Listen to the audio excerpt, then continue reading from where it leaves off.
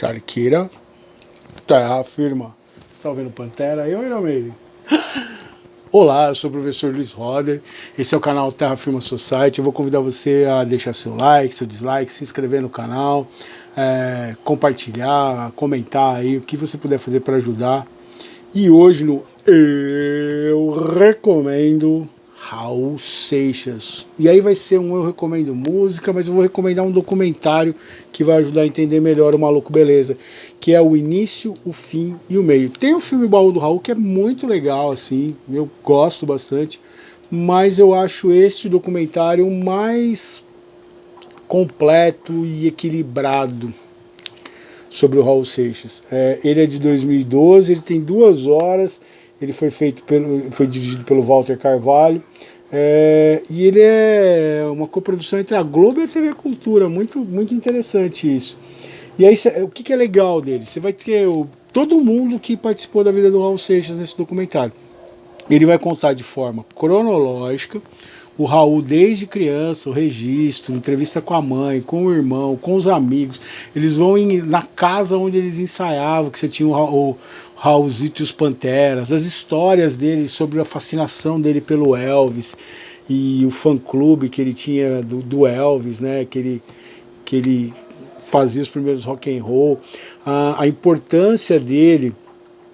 O Raulzito e os Panteras, por exemplo, eles eram banda de apoio de qualquer banda que ia tocar na Bahia. Então o Roberto Carlos com eles lá, porque o que acontecia? Na época da Jovem Guarda,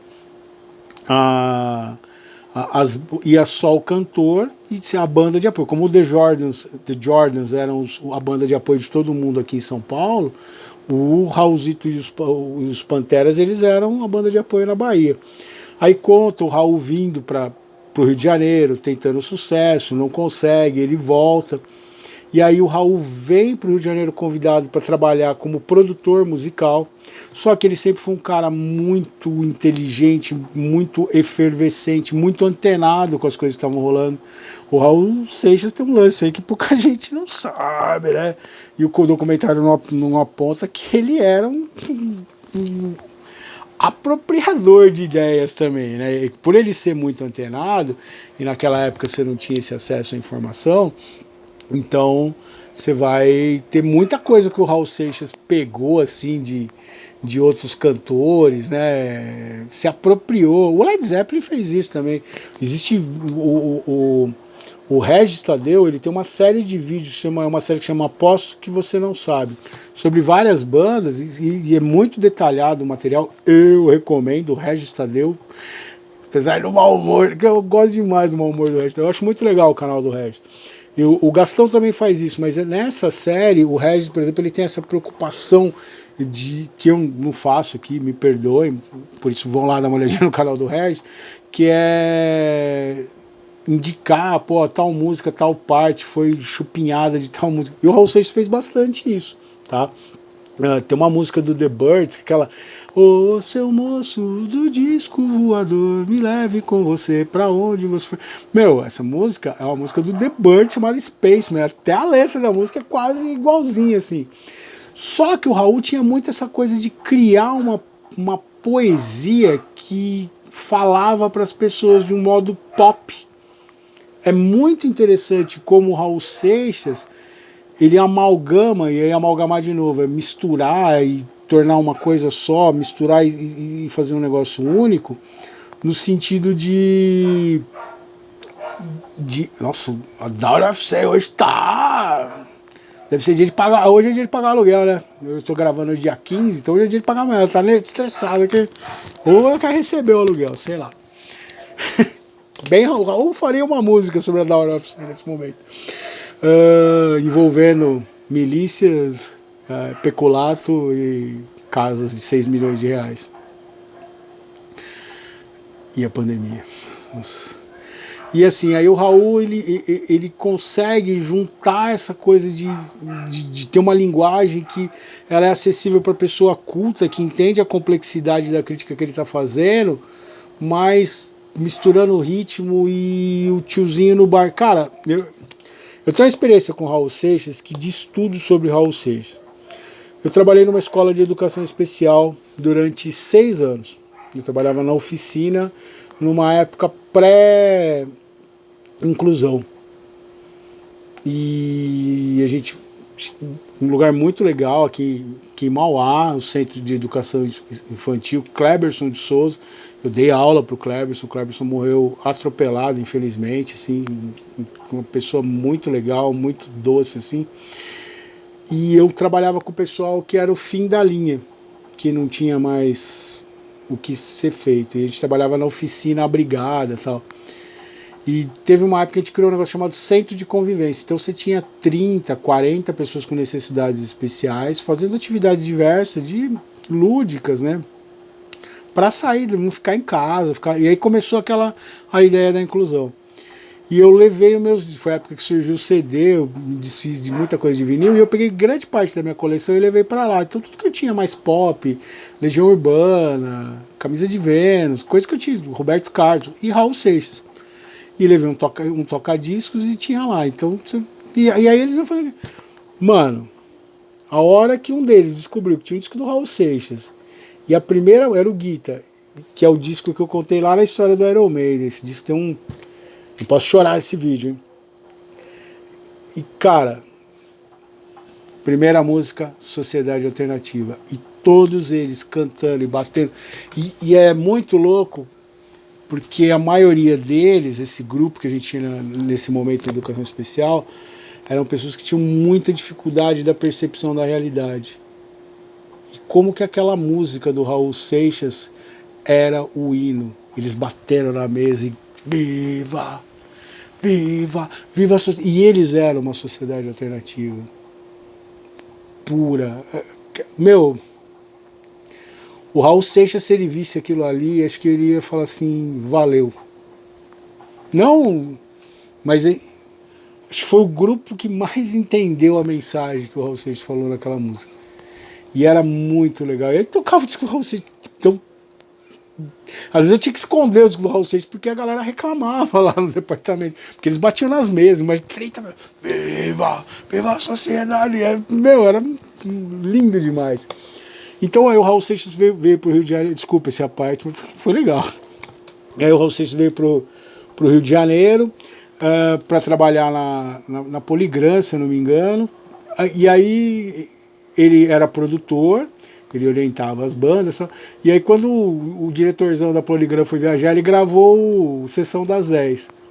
A galera pirou, né? Mas não foi bem recebido comercialmente. Aí ele falou, ó, não dá, cara. Aí ele falou, ó, eu não tô feliz e tal. E aí ele escreveu a Let Me Sing no Festival da Canção, que é a grande sacada do Raul Seixas, que ele mistura Luiz Gonzaga com Elvis Presley, aquela Let Me Sing, Let Me Sing. E ele cantava como se fosse o Elvis e tal. Let me sing my frozen girl. E aí ele, eu tenho 44 quilos. E aí ele enfiava um baião. E aí no documentário você vai ver como essas músicas foram criadas, como esses álbuns e as diferentes fases do Raul Seixas. Então você vai ter um momento muito legal com o Paulo Coelho. É legal que ele tem uma hora que ele está dando a entrevista e vê uma mosca assim. Aí o Paulo Coelho fica assim, irritado com a mosca. Ele fala, a mosca na sopa. Uau! Ele fala, não existe mosca aqui na Suíça, mas então vai ter o Cláudio Ricardo, que vai ser o outro grande parceiro do Raul Seixas. Vão ter todos os relacionamentos, vão ter os filhos do Raul, as filhas do Raul. Tem a mulher dele que mora nos Estados Unidos, a filha que não quis falar. Então é muito sincero onde o Raul acertou e talvez onde ele não tenha tido tanto sucesso na história dele. E a história dele com o álcool, né? Vai ter a história dele da sociedade alternativa, com a Teleuma, e aí o lance do satanismo, do Aleister Crowley. É legal que aparece os tiozinhos lá. Aí os caras falam, o Paulo Coelho até hoje não saiu, não pediu pra sair da ordem, ou seja, que o Paulo Coelho até hoje faria parte da Teleuma. E o Paulo Coelho, aí o cara mostra pra ele, o Paulo Coelho fala, nossa, é verdade isso. O Paulo Coelho dá um pouco de. O Paulo Coelho tem aquela coisa meio tipo, ele é superior a todo mundo, assim. E aí vai ter um momento com o Marcelo Nova e o final do Raul Seixas, assim, que é muito triste, assim. É inevitável você assistir esse documentário e começar a ficar deprimido em ver o Raul Seixas definhando, assim, perdendo, perdendo para ele mesmo, assim, a luta pro vício, assim. Então é fantástico, maravilhoso. Eu uso as duas palavras que eu mais uso aqui para dar thumbs up aqui. Eu recomendo! E é legal, é interessante, vai mostrar quando estoura que ele lança os discos, aí ele tem que ir pro exterior, e aí estoura a música Guita aqui no Brasil, e ela começa a ser tocada, e aí ele pode voltar, né? O modo como ele começa a perder a mão, assim, da obra dele. Então é um documentário muito sincero, a relação dele com o fã, do presidente do fã-clube do Raul Seixas. Então você vê que o Raul Seixas ele era um cara assim, muito livre, muito além das amarras sociais que a gente tem. Ele quis escrever as próprias regras e às vezes isso não deu certo. Mas é muito legal. Assista esse documentário. O início, o fim e o meio, que é a música do Guita. Tá? É legal, vão ter várias histórias de como algumas músicas foram criadas, né? Essa coisa do maluco beleza. É legal o Paulo Coelho falando as músicas que ele gostaria de ter escrito, que ele não escreveu. Aparece o Paulo Coelho se reencontrando com o Raul. E aí no final, por que eu falo que é muito honesto, né? Você vai ter, por exemplo, o momento quando o Raul ele começa a se... que ele volta com o Marcelo Nova, uma galera que acha que o Marcelo Nova deu um final honroso pro Raul, meio aquela história que eu falei no vídeo do Johnny Cash, do Rick Rubin, resgatar o Johnny Cash, né, porque nenhuma gravadora queria mais assinar com o Raul, né, ninguém queria fazer show com ele estava tão maldito quanto o Tim Maia, e o Marcelo Nova traz isso de volta. E tem uma galera que vai olhar e vai falar, eu acho que o Marcelo Nova levou o Raul além do que o corpo dele aguentava, e dá a entender que ele teria acelerado a morte do Raul. E o Marcelo Nova, eu acho que a melhor definição é a do próprio Marcelo Nova. O modo como ele conta a história, o modo como ele coloca isso, nesse ponto eu gosto mais, eu aceito mais o que o Marcelo Nova colocou ali no final. Ele conseguiu dar uma última alegria pro Raul, no sentido de estar onde ele merecia, porque ele é um dos maiores da música brasileira, assim, a genialidade, o modo como ele conta as histórias, o modo, você pegar músicas, eu sou professor de língua portuguesa, então é que hoje em dia é muito complicado você, no Evangelistão, conseguir dar aula e usar determinadas coisas que não façam as pessoas pensarem coisas erradas, né? E as pessoas adoram pensar coisas erradas. Então quando você pega, se você trabalhar, eu nasci há 10 mil anos atrás, Al Capone, Guita, Trem da... Pra mim a música mais linda do que eu gosto em termos de harmonia, o Trem Trem da Sete. Então assim, tem coisas...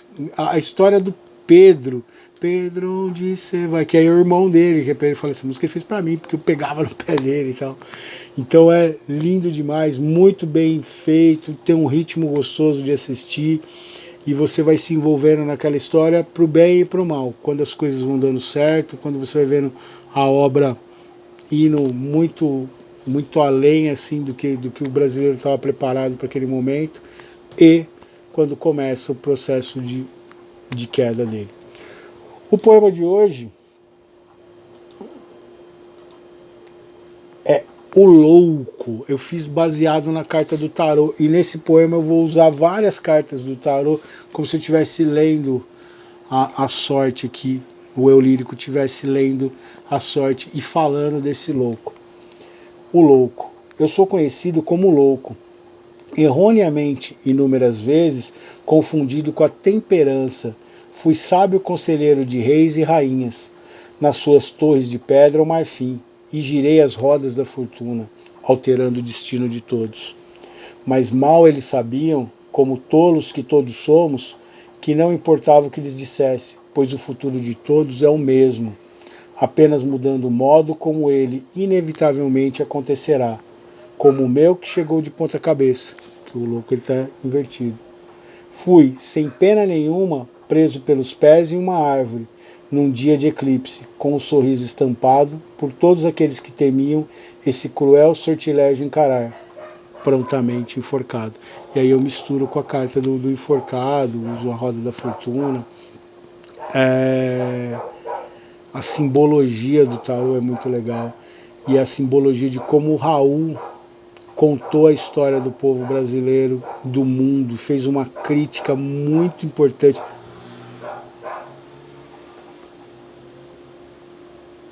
Daughter of Say. Fã do Raul Seixas. Tá cantando agora Let Me Sing, Let Me Bark, Let Me Bark, Let Me Bark. Então, podia cantar no Cannibal Corpse. Então, assim, como ele leu a sociedade brasileira, ele expôs os ridículos dele e dos outros, e de como a gente é patético. Mas que louca essa epopeia que a gente vive aqui. Grande abraço. Deixa seu like, deixa seu dislike, passa o vídeo para frente se puder, comenta aí e a gente se vê em outro vídeo de Terra Firma Society. Seus malucos.